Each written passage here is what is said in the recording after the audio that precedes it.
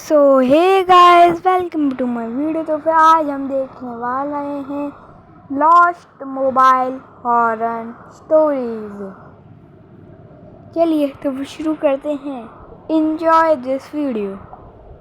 है ऐसी हालत में खोया हुआ मोबाइल मिलने की उम्मीद कम होती है, लेकिन फिर भी मैंने पास के पुलिस स्टेशन में तो मेरा दिल बैठ गया। मेरा मोबाइल मेरी जेब में नहीं था। मैंने अपने एक दोस्त से पिछले हफ्ते मेरे साथ ये अजीब सी बात हुई। एक शाम मेरे दोस्तों ने मुझे मेरे घर से डिनर के लिए पिक किया। हम सब काफी दिन बाद मिल रहे थे, इसलिए बातों में बिजी थे। खाने के बीच में मैंने अपने जेब में हाथ डाला तो मेरा दिल बैठ गया। मेरा मोबाइल मेरी जेब में नहीं था। मैंने अपने एक दोस्त से मेरे नंबर पर कॉल करने के लिए कहा। कॉल करने पर रिंग तो जा रही थी, लेकिन कोई कॉल उठा नहीं रहा था। तीसरी बार में किसी ने कॉल रिसीव किया। दूसरी तरफ से कई सारे लोगों की धीमी धीमी आवाज आ रही थी, जैसे कई लोग आपस में फुसफुसा कर बात कर रहे हो और हंस रहे हो। 15-20 सेकंड बाद कॉल कट गया। हमने फिर से कॉल किया, लेकिन दोबारा किसी ने कॉल नहीं उठाया। अब तो मुझे यकीन हो गया था कि मेरा मोबाइल कहीं गिर गया है और किसी को मिल गया है।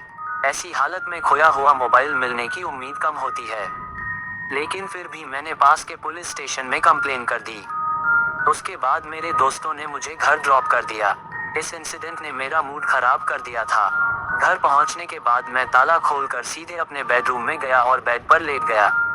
कुछ देर तक मैं आंखें बंद करके लेटा रहा, लेकिन उसके बाद मैंने जैसे ही करवट लेकर आंखें खोली, मुझे मेरा मोबाइल मेरे तकिए के बगल में रखा दिख गया।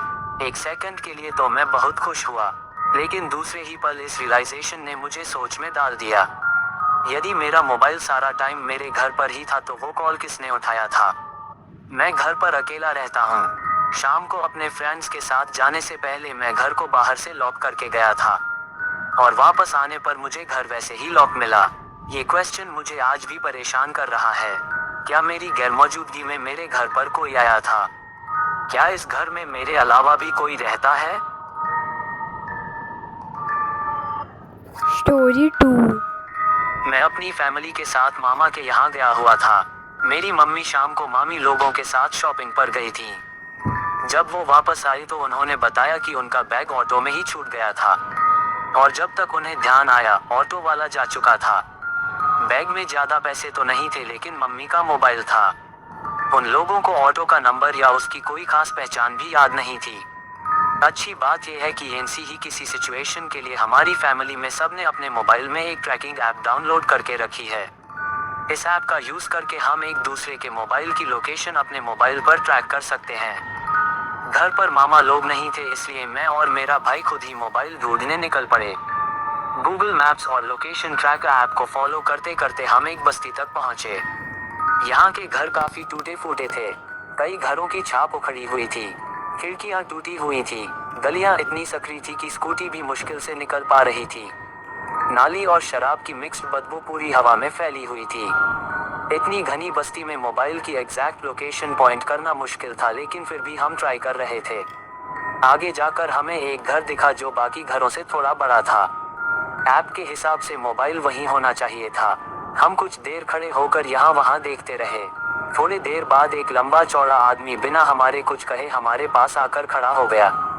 उसने हमसे पूछा कि हम लोग क्या कर रहे हैं। हमने पहले उसे इग्नोर किया, लेकिन उसके बार बार पूछने पर हमने उसे बताया कि हम अपना खोया हुआ मोबाइल ढूंढ रहे हैं। उसने हमें वहां से जाने के लिए कहा। हमने फिर से उसे इग्नोर कर दिया। अब वो गाली गलौज पर उतर आया। मेरे भाई ने भी पलटकर उसे कुछ कह दिया। वह थोड़ी देर तक हमें घूरता रहा और फिर उस घर के अंदर चला गया। अब हमें समझ नहीं आ रहा था कि क्या करें। हम स्कूटी से उतरने ही वाले थे कि वो आदमी एक दूसरे आदमी के साथ बाहर आया। उसने हमारी तरफ इशारा करके दूसरे आदमी से कुछ कहा और फिर वो दोनों अंदर चले गए। अब मैंने अपने भाई से स्कूटी घुमाकर वापस लौटने को कहा, क्योंकि मुझे अंदर से बुरी फीलिंग आ रही थी। हम मुड़े ही थे कि घर से आदमियों का एक झुंड निकलकर बाहर आया और हमारी तरफ बढ़ने लगा। उनमें से कुछ के पास हथियार भी थे। मैंने अपने भाई से जल्दी वहां से निकलने के लिए कहा। उसने स्कूटी भगानी स्टार्ट की तो वो आदमी भी बाइक से हमारा पीछा करने लगे। मेरे भाई ने इतनी तेज स्कूटी चलाई कि हम एक दो बार गिरते गिरते बचे। उन आदमियों ने तब तक हमारा पीछा किया जब तक हम मेन रोड तक नहीं आ गए। जब वो लौट गए तब हमारी जान में जान आई। पहले कभी हमने ऐसी सिचुएशन फेस नहीं की थी।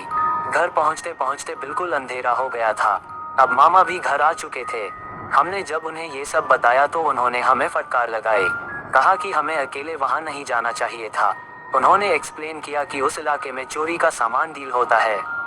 यही नहीं, वहां जिन लोगों का अड्डा है वो बहुत खतरनाक माने जाते हैं। वो लोग सिर्फ चोरी ही नहीं, किडनैपिंग, फिरौती और ऑर्गन सप्लाई जैसे क्राइम भी करते हैं। पुलिस तक वहां जाने से कतराती है। अगर उस दिन हम उन लोगों के हाथ लग जाते तो पता नहीं हमारा क्या होता। स्टोरी 3। मेरे हस्बैंड उनके गांव गए हुए थे।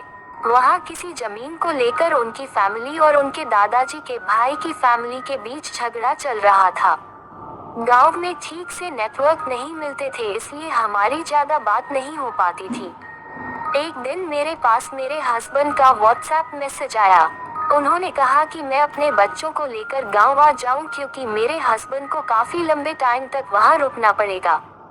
यूजुअली मैं और मेरे हस्बैंड बच्चों की पढ़ाई और अपने काम की वजह से उनके गांव में ज्यादा नहीं रुक पाते, इसलिए उनका मुझे मैसेज करके वहां बुलाना थोड़ा अजीब लगा।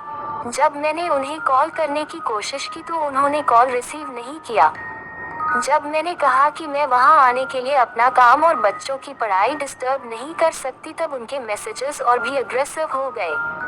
पहले वो बस मुझे और बच्चों को वहां आने के लिए कह रहे थे, फिर कहने लगे कि उनकी तबीयत बिगड़ गई है इसलिए उन्हें मेरी जरूरत है। इस मैसेज के बाद मैंने उन्हें और भी कई बार कॉल किया, लेकिन या तो वो कॉल कट कर देते या फिर सिर्फ रिंग जाती और वो कॉल रिसीव नहीं करते। शाम को मेरे पास मेरे देवर के नंबर से कॉल आया, लेकिन उस तरफ से मेरे देवर नहीं, मेरे हस्बैंड बात कर रहे थे। उनकी आवाज में दर्द सुनाई दे रहा था। मुझे लगा कि उनकी तबीयत खराब होने वाली बात सच है और मुझे गांव के लिए निकलना चाहिए। लेकिन मेरे हस्बैंड ने मुझे बताया कि उनकी तबीयत ठीक थी पर उन्हें कुछ चोट आई हुई है।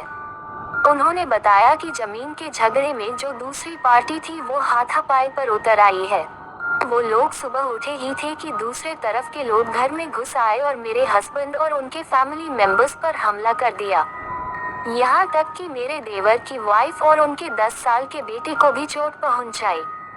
इसी बीच मेरे हस्बैंड का मोबाइल फोन कहीं खो गया और फिर मिला ही नहीं, इसलिए वो अभी शाम तक मुझे इस बारे में नहीं बता पाए।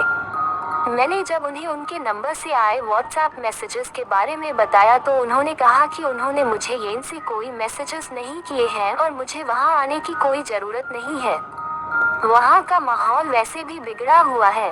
ये सब होने के बाद इस मैटर में पुलिस इन्वॉल्व हो गई। केस काफी टाइम तक चला, लेकिन जिन लोगों ने हमला किया उनमें से किसी को सजा नहीं मिली। मेरे हस्बैंड को लगता है कि उनके नंबर से मुझे मैसेजेस उन पर हमला करने वाले लोगों ने किए थे। वो भगदड़ में उनका मोबाइल ले गए और मुझे वो मैसेजेस किए। वो मुझे और हमारे बच्चों को धोखे से वहां बुलाना चाहते थे ताकि वो हमें भी हार्म कर सके। यकीन करना मुश्किल है कि कोई अपने ही रिश्तेदारों और उनके छोटे छोटे बच्चों को चोट पहुंचाने के लिए इतनी प्लानिंग कर सकता है। शुक्र है कि मैं अपने बच्चों को लेकर उस दिन गांव नहीं गई। सो गाइस, इस वीडियो के लिए इतना ही काफ़ी है। सो बाय बाय।